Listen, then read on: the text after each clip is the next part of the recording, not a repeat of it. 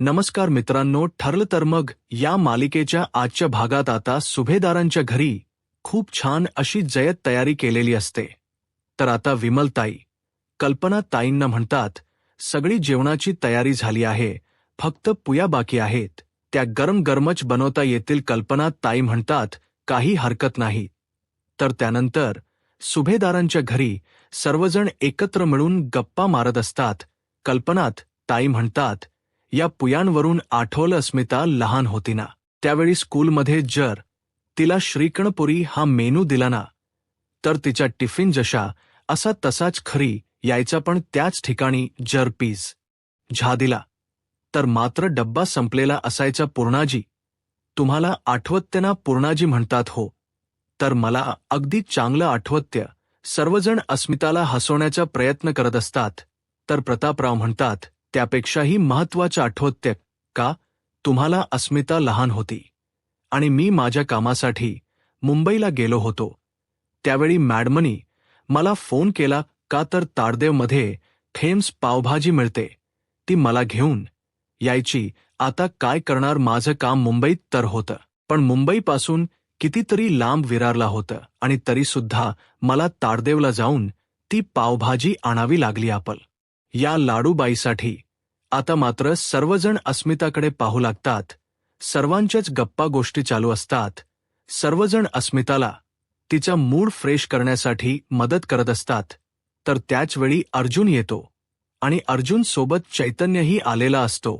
अर्जुन सायलीकडे पाहतो, परंतु सायली मात्र अर्जुनशी काहीच बोलत नाही. आता सायली चैतन्यला विचारते, चैतन्य भाऊजी, तुम्हाला आज यायला एवढा उशीर का झाला?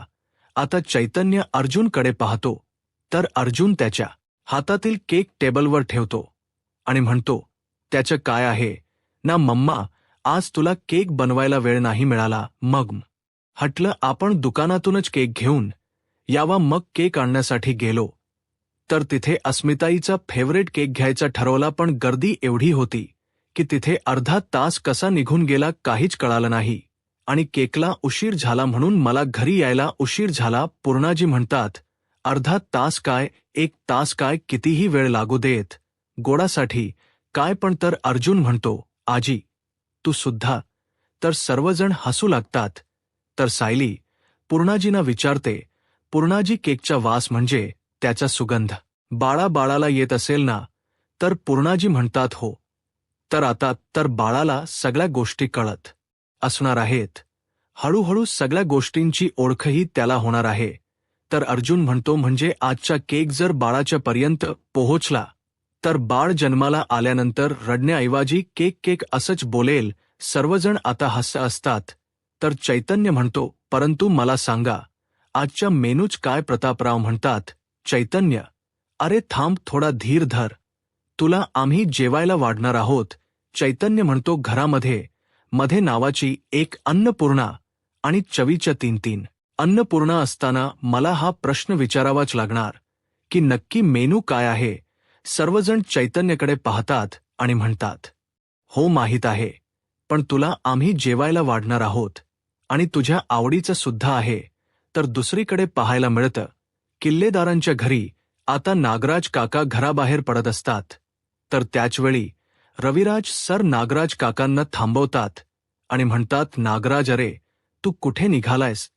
तुला स्वतःच्या फॅमिलीमध्ये काही इंटरेस्ट आहे की नाही? अरे कित्येक दिवसानंतर पूर्णा आजी घरी आले आहेत, मग त्यांना भेटावं असं तुला वाटत नाहीये का? तर नागराज काका रविराज सरांना म्हणतात, वाटते ना दादा, मला खूप वाटते, पण काय करणार? हे बघ आता पण मित्राचा फोन आला. आता रविराज सर मोबाईल काढून घेतात. नागराज काका मात्र पूर्णपणे घाबरून गेलेले असतात. रविराज सर म्हणतात, आत्ताच तुझं बोलणं झालं ना मित्रासोबत? नागराज काका घाबरतच म्हणतात, हो आता झालंच आहे माझं बोलणं. रविराज सर म्हणतात, मग झाले तर हा परत तुला फोन का करतोय? आणि हा तर तुझा जवळचा मित्र आहे ना, मग हा अननोन नंबर का येत आहे? आता मात्र नागराज काका पूर्णपणे घाबरून गेलेले असतात. त्यांना चांगलाच घाम फुटलेला असतो. तर सुमन काकू मनाशीच म्हणतात, हे एवढे घाबरलेत म्हणजे हे नक्कीच महिप्त शिकरेलाच भेटायला जाणार आहेत. याची मला नक्की खात्री आहे. रविराज सर आता फोन उचलणार, परंतु नागराज काका त्यांच्या हातातील मोबाईल काढून घेतात आणि म्हणतात, दादा, अरे नको ना, आता मला मित्राच्या मदतीला जाणं खूप महत्वाचं आहे, मी येतोच असं म्हणत ते काही उत्तर न देता घाईने निघालेले असतात. प्रतिमा आत्या म्हणतात, भाऊजी, अहो उशिरा का होई ना, परंतु तुम्ही सुभेदारांच्या घरी याल. नागराज काका म्हणतात, हो हो मी प्रयत्न करीन, पण तुम्ही निघा आता. आता रविराज सर म्हणतात, या नागराजशी बोलण्यात काहीच अर्थ नाहीये, चला आपल्याला निघायला हो. आता प्रतिमा आत्या आणि रविराज सर बाहेर पडतात, परंतु सुमन काकू मात्र तिथेच उभे असतात. प्रतिमा आत्या म्हणतात, सुमन, अगं काय झाले, चल तर. सुमन काकू म्हणतात, वहिनी अहो मी विसरूनच गेले, मशीनमध्ये कपडे वाळत घालायचे राहिलेत, मी ते वाळत घालायला जाते. प्रतिमा तेव्हा माता रविराज सरांना म्हणतात, अहो 5 मिनिट थांबाल का, आम्ही दोघेही कपडे वाळत घालतो आणि मग आपण निघूयात. रविराज सर म्हणतात, बरं ठीक आहे. तर सुमन काकू म्हणतात, वहिनी अहो कशाला, मी घालेन ना वाळत, तुम्ही का थांबताय. प्रतिमा त्या म्हणतात, अगं असं बरं वाटत नाही, आपण एकत्रच निघूया ना. सुमन काकू म्हणतात, अहो वहिनी, तुम्हाला जायला उशीर होईल आणि तसंही पूर्णाची वाट पाहत असतीलच ना, मग तुम्ही पुढे निघा, मी येईनच. रविराज सर म्हणतात, नक्की येशील ना तू. सुमन काकू म्हणते, हो हो मी नक्कीच येईन असं म्हणत आता रविराज सर आणि प्रतिमाहत्या तिथून निघून जातात. तर सुमन काकू आता विचार करत म्हणतात, काही झालं तरी मला यांचं सत्य शोधून काढावंच लागेल. मागच्या वेळी मी यांचा पूर्ण पाठलाग करू शकले नाही, परंतु यावेळी हे नक्की कुठे जातात, कोणाला भेटायला जातात, या सगळ्याचा मला शोध घ्यावाच लागेल, सत्य बाहेर आणावंच लागेल असं म्हणत आता सुमन काकू नागराज काकांच्या मागावर जायला निघालेले असतात. आता नागराज काका महिपा शिकलेना ज्या ठिकाणी ठेवलेलं असतं त्या दिशेने निघालेले असतात, परंतु त्यांच्या मागोमाग आता सुमन काकूही आलेले असतात. सुमन काकूंना पाहायचं असतं की नक्की नागराज काका कोणाला भेटायला जात आहेत आणि तेही एवढ्या घाईघाईने. तर दुसरीकडे सुभेदारांच्या घरी सर्वच जण आता प्रतिमा हत्या रविराज सर यांची वाट पाहत असतात. सगळ्यांच्याच गप्पा गोष्टी चालू असतात आणि त्याचवेळी प्रिया बादली घेऊन त्या ठिकाणी येते. आता सर्वजण तिच्याकडे पाहून हसू लागतात. तर पूर्णाजी म्हणतात, सगळ्या खोल्या साफ झाल्या आहेत ना. तर प्रिया म्हणते, हो. तर त्यानंतर सायली प्रियाला आठवण करून देत म्हणते, ही बादली इथे नाही ठेवायची, तर मागच्या बागेत ठेवायची. पूर्णाजी म्हणतात, जा ठेव जा, आणि हो अशीच नेऊन नाही ठेवायची, ती स्वच्छ करून ठेवायची आहे, नाही तर अशीच ठेवून येशील. प्रिया म्हणते, हो आलीच असं म्हणत प्रिया आता ती बादली घेऊन तिथून निघून जाते. आता प्रियाची ती अवस्था पाहून अर्जुन, कल्पनाताई, प्रतापराव, खर ती सर्वजण प्रियावर हसू लागतात. अर्जुन म्हणतो, आय लव्ह यू पूर्णाजी, अगं कसली शिक्षा दिली आहेस तू तन्वीला. तर त्यानंतर चैतन्य म्हणतो, खरं तर ही शिक्षा म्हणजे तन्वी जन्माला आली याचीच असेल ना. सर्वजण खूप हसत असतात, कारण तन्वीची झालेली ती फजिती पाहून सगळ्यांनाच खूप हसायला येत असतं. तर त्याचवेळी रविराज सर आणि प्रतिमा आत्या येतात. रविराज सर म्हणतात, हे काय, आम्ही येण्या अगोदर पार्टी सुरुवातही केली. तर प्रतापराव म्हणतात, शक्य आहे का रविराज, ते या तुम्ही अगोदर बसून घ्या. प्रतिमा आत्या पूर्णाजींची चौकशी करत म्हणतात, पूर्णाई कशी आहेस तू, आणि माई मावशी कशी आहे. तर पूर्णाजी म्हणतात, दोघीही अगदी ठीक आहेत. तर सायली सुमन काकूंना विचारत प्रतिमा आत्यांना विचारते, सुमन काकू कुठे आहेत. प्रतिमा आत्या म्हणतात, अगं येतानाच तिला काम आठवलं, मग म्हणाली की तुम्ही पुढे निघा, मी येईनच. तर आता पूर्णाजी रविराज सरांना विचारतात की नागराज कुठे आहे. रविराज सर म्हणतात, नागराजच काही खरं आहे का, कसलं महत्वाचं काम आलं की तो निघून जातो आणि त्याला काही येता आलं नाही. तर दुसरीकडे पाहायला मिळतं, आता सुमन काकू नागराज काकांच्या मागावर असतात. आता तो रस्ता त्यांना ओळखीचा वाटतो. सुमन काकू म्हणतात, मागच्या वेळी सुद्धा हे याच रस्त्याने गेले होते आणि मी त्यांचा पाठलागही केला होता. म्हणजे हे नक्की कोणाला भेटायला जात असतील, आणि तेही याच रस्त्याने. हे सगळं काही सायलीला आत्ताच कळवायला हवं असं म्हणत सुमन काकू सायलीला फोन करतात, परंतु सायली काही फोन उचलत नसते. सुमन काकू म्हणतात, सायली, अग फोन उचलना, मला तुझ्याशी खूप महत्वाचं बोलायचं आहे.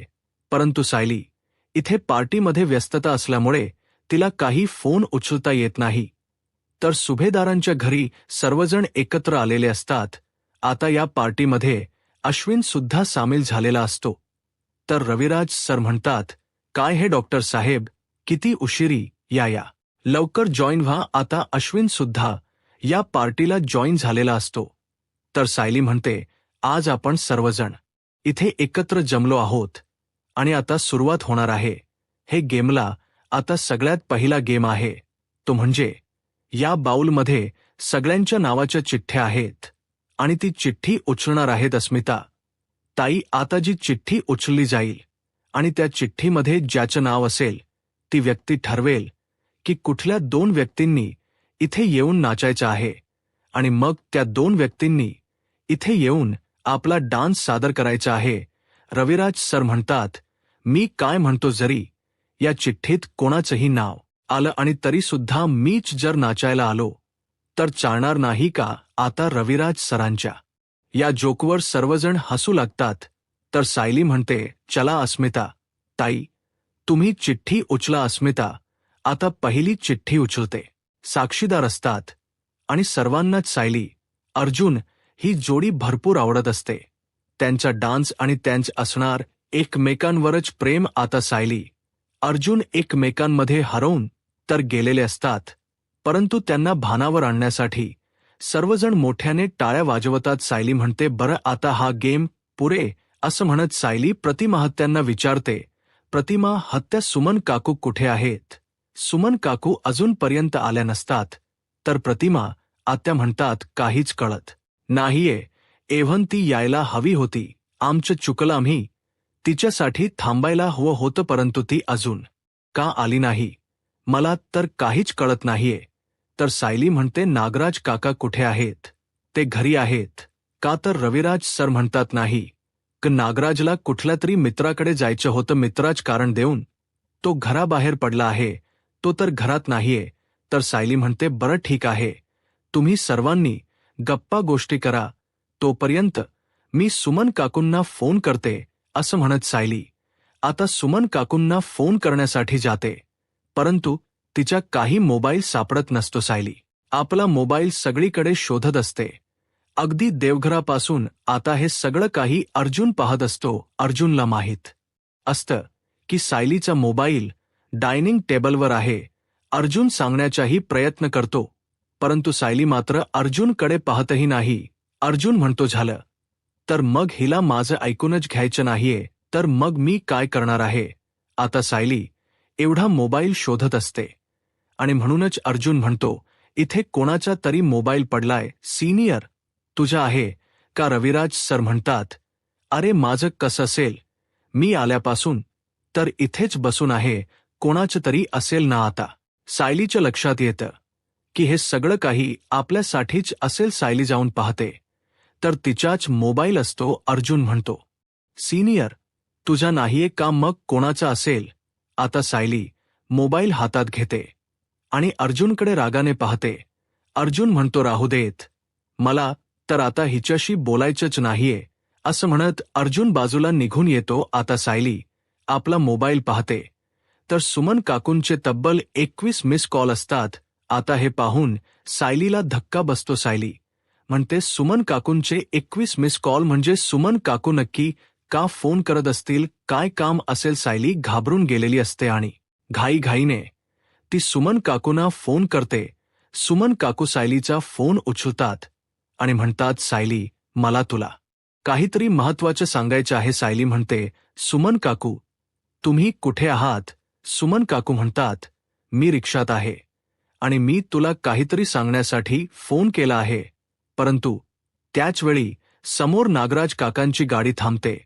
आता सुमन काकू सुद्धा त्यांची रिक्षा थांबवतात आणि सायलीला म्हणतात, सायली थांब, मी तुला थोड्या वेळाने फोन करेन असं म्हणत सुमन काकू फोन ठेवतात आणि नागराज काकांवर पहारा देत असतात. सायली म्हणते, काय झालं असेल सुमन काकू तर रिक्षात होत्या, मग त्यांनी असा अचानक माझा फोन का कट केला असेल, काय सांगायचं असेल नक्कीत.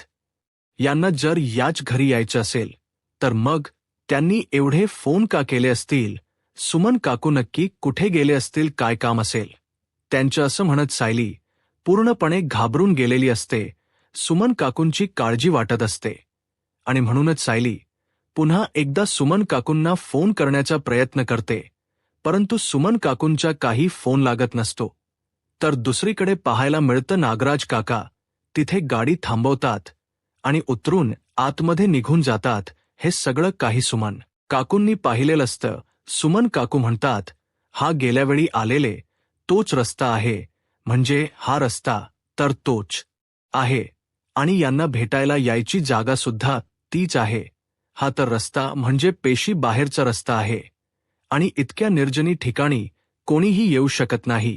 मी यांच्या मागावर जाऊ की नको, इथे जर काही झालं तर कोणाला कळणारही नाही. सुमन काकू घाबरलेले असतात, परंतु आता नागराज काकांचं सत्य शोधण्यासाठी सुमन काकू आपली भीती बाजूला करून नागराज काकांच्या मागावर जायचं ठरवतात. तर दुसरीकडे पाहायला मिळतं सायलीला सुमन काकूंची काळजी वाटत असते. सायली सुमन काकूंचा विचार करत असते आणि त्याच वेळी घरी सचिन आलेला असतो. सचिनला पाहून सर्वजण सचिन कडे पाहू लागतात. आता याबद्दल रविराज सर आणि प्रतिमा आत्या यांना काहीच माहीत नसतं. आता सचिन तिथे आलेला कोणालाच आवडलेलं नसतं. अस्मिता तर सचिनकडे रागाने पाहत असते. आता सचिन अस्मिताला म्हणतो, अस्मिता प्लीज ये, असं म्हणत अस्मिताचा हात धरून तिला सर्वांच्या समोर घेऊन येतो. तर आता अस्मिता सचिनचा हात झिलकारून लावते.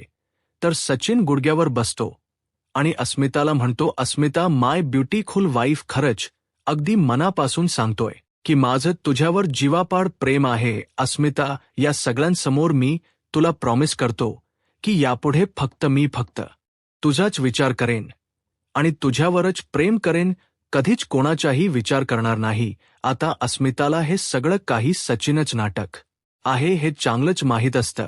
सचिन अस्मिताला खुश करण्यासाठी गिफ्ट घेऊन आलेला असतो आणि म्हणतो, अस्मी मी तुझ्यासाठी एक छान गिफ्ट आणलं आहे जे तुला नक्कीच आवडेल. आता अस्मितासाठी त्याने एक छान कडा आणलेली असते.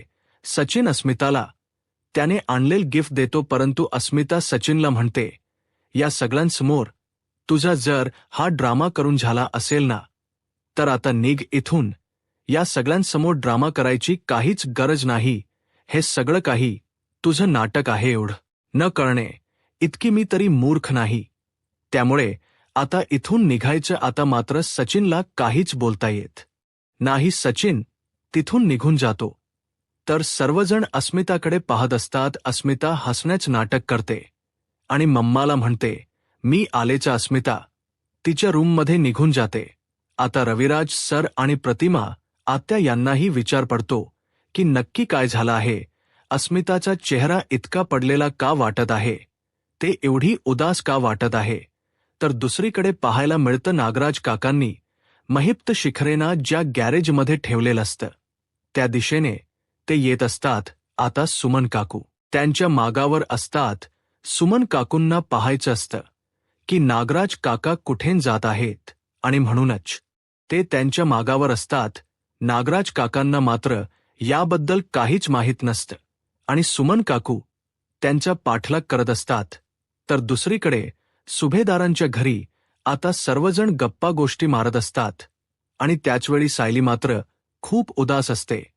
ती सतत सुमन काकूंना फोन करण्याचा प्रयत्न करत असते. सायली म्हणते, सुमन काकू कुठे राहिले आहेत, अजूनपर्यंत त्यांचा काहीच पत्ता नाहीये आणि त्यांचा फोनही लागत नाहीये.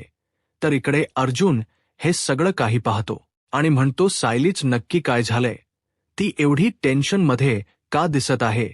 परंतु अर्जुनला माहीत असतं की सायली आपल्याशी बोलणार नाही आणि म्हणूनच आता अर्जुन चैतन्याला म्हणतो, चैतन्य जा, तिथे जा आणि सायलीला विचार की तू टेन्शनमध्ये का आहेस.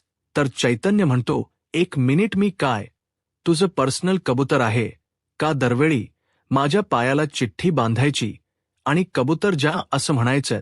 तर अर्जुन म्हणतो, आता गळ्याला चिठ्ठी बांधली आहे, जायचं मी सांगितलं ना, मग ते करायचं. तर आता चैतन्य म्हणतो, नाही जाणार, तुला सायलीशी बोलायला जायला काही फ्लाईट लागणार आहे का, जा तुझं तू बोल. आता चैतन्य काही जायला तयार नसतो आणि अर्जुनला काही बोलता येत नाही. इकडे सायली सतत सुमन काकूंना फोन करण्याचा प्रयत्न करत असते, परंतु काही केल्यास सुमन काकूंचा मात्र फोन लागत नसतो. तर दुसरीकडे सुमन काकू नागराज काकांच्या मागावर असतात. नागराज काका आता त्या गॅरेजपर्यंत पोहोचलेले असतात. आता महिप शिकच्याच माणसांना नागराज काका म्हणतात, काय रे, तुम्ही आतमध्ये गेला होता का? तर ते म्हणतात, नाही, आम्ही जाणारच होतो, परंतु तुमच्या आणि आमच्या शेठचा आदेश कधी आम्ही मोडला आहे का? आम्ही आतमध्ये नाही गेलो. आता सोमन काकू हे सगळं काही लपूनच ऐकत असतात, परंतु त्यांच्या हातून एक वस्तू तिथून पडते आणि त्यावेळी सर्वजण पाहू लागतात की तिथे नक्की कोण आहे.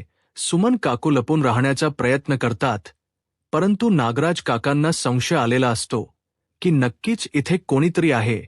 तर येणाऱ्या पुढील भागामध्ये आपल्याला पाहायला मिळतं सुमन काकूंनी महिप शिकरे आणि नागराज काका यांना एकत्र पाहिलेलं असतं. सुमन काकू म्हणतात, महिप तर शिकले आणि आमचे हे आता हे सगळं काही मला सायरीला सांगावंच लागेल. आणि म्हणूनच सुमन काकू आता सायलीला फोन करतात. सायली म्हणते, बोला सुमन काकू. तर सुमन काकू म्हणतात, सायली, मला तुला काहीतरी सांगायचं आहे. सायली म्हणते, बोला ना सुमन काकू, काय झाले? तर सुमन काकू म्हणतात, मी जे काही सांगते ते नीट ऐकून घे. आता मात्र ऐकल्यानंतर सायलीला धक्काच बसतो. तर दुसरीकडे अर्जुन सायलीला सतत फोन करण्याचा प्रयत्न करत असतो. तर चैतन्य विचारतो, काय चालले अर्जुन? अरे घरात सर्वजण पार्टी करतात आणि तू असा बाहेर. तर अर्जुन म्हणतो, सायलीचा फोन लागत नाहीये आणि सायली घरात कुठेच नाहीये. आता सायली सुमन काकूंना वाचू शकेल का? आता अर्जुन त्या ठिकाणी पोहोचू शकेल का? आता पुढे काय होईल हे पाहायला आत्ताच माझा महाराष्ट्र या यूट्यूब चॅनलला सबस्क्राईब करा. धन्यवाद.